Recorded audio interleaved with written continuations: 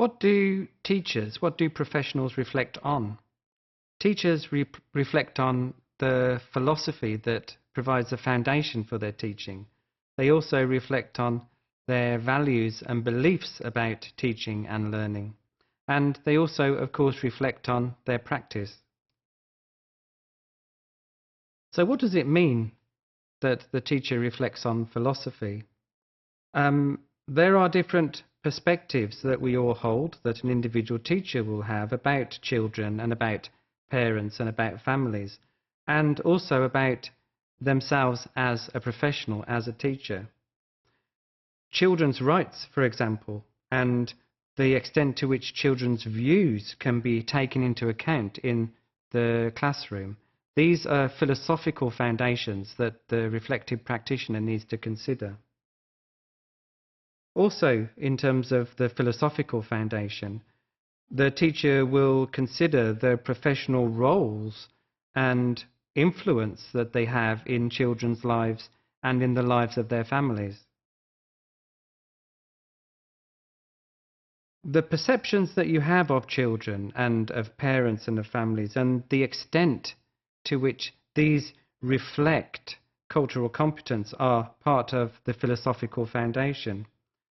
Your understanding and respect for families and children's cultures and communities is part of who you are as a teacher and part of what will influence your teaching. So reflecting on your philosophy is also whether you give children the opportunity to express their thoughts and their feelings and the support you give to that level of independence. And it's also about investigating your own prejudices and your own biases and understanding and appreciating your own beliefs and values about teaching and learning.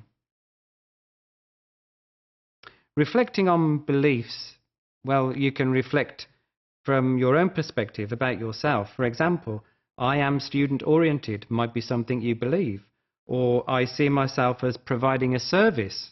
That would be a perfectly good belief to have. Or even, I have professional expertise if you've been teaching for many years. These are beliefs about yourself. There can also be beliefs about families.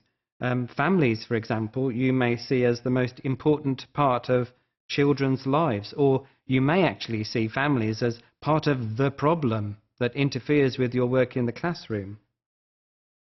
You also have beliefs about children. You could see, for example, that children are very capable as learners. Children are interested as learners from birth. Or you may just see children as very vulnerable and needing a lot of support and guidance. And reflecting on values also is significant for the reflective practitioner because it informs the decisions that you make in the classroom. These come from our life experiences, especially the early ones from young childhood, from the family and the community. And they come from study and from experience.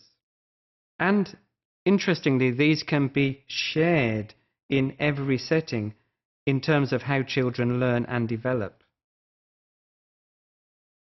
Professionals reflecting, therefore, is very significant a significant part of reflective practice. It is important for you to become aware of the assumptions you hold and the values and beliefs that you have about teaching and learning, and how all these things come together to create your professional identity. And we can see that in the diagram here. Your professional identity is a coming together of your personal values, your attitudes and your beliefs about teaching and learning and about adults and children. It is also about the rules and the principles that society and organizations impose on teachers, and also about professional ethics and the way we design for ourselves a professional process in the classroom.